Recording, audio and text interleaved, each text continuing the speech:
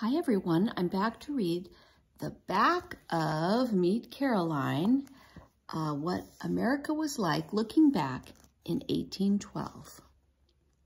Caroline Abbott lives in Sackett Harbor at the edge of Lake Ontario, a lake so big that when people first see it, they sometimes say it looks like an ocean.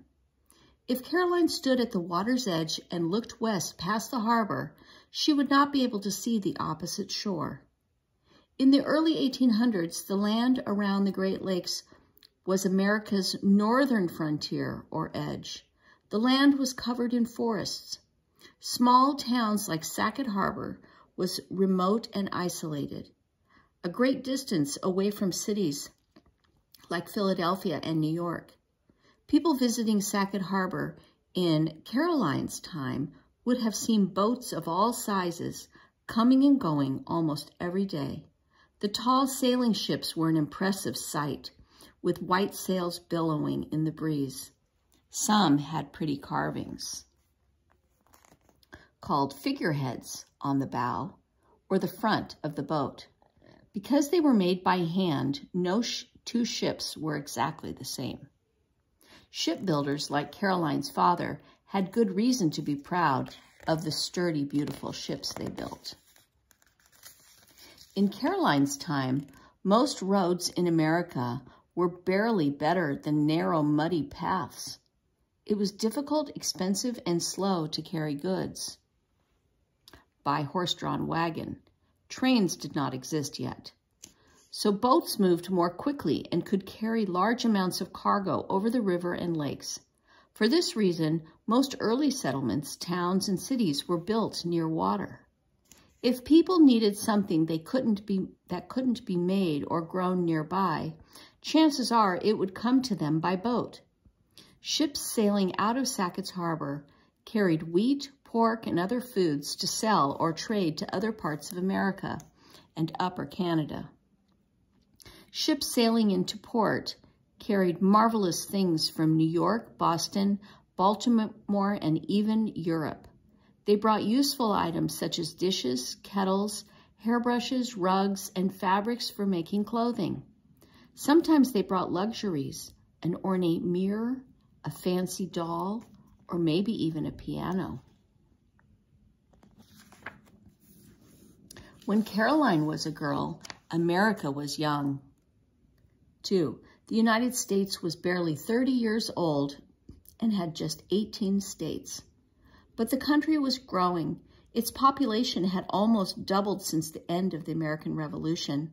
The nation was much bigger too.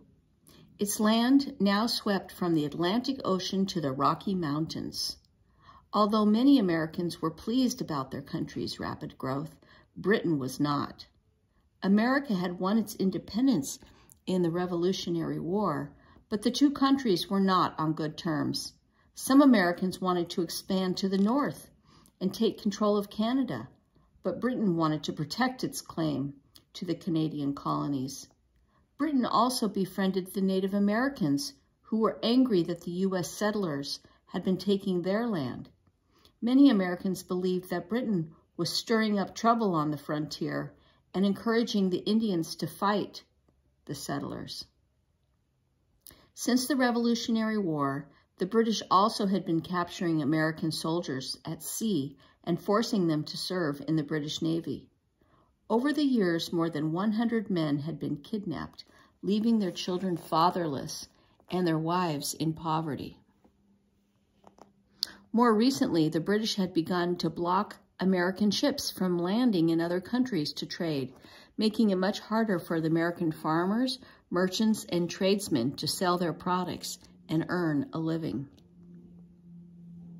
Some Americans were very angry at Britain. They wanted to put Britain in its place. And though many other Americans disagreed with this plan, the United States declared war against Britain on June 18th, 1812.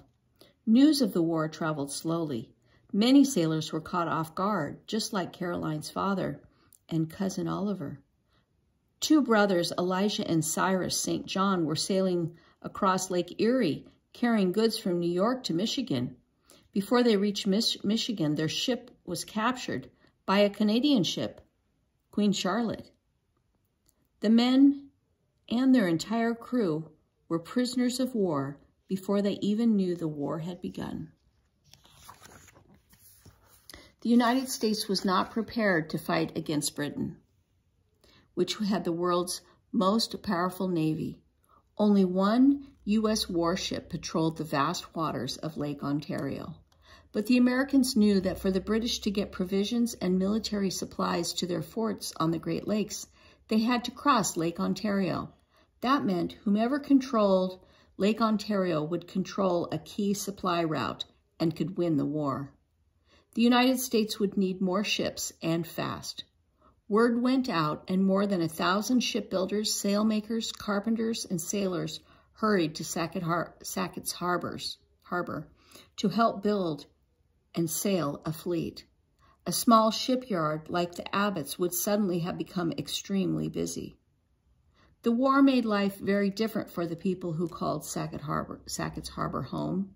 The streets were filled with strangers. The air was filled with the sounds of sawing and hammering, and sometimes the echoing booms of cannon fire. A girl gazing out from the water's edge would no longer see only peaceful ships bringing goods from faraway cities.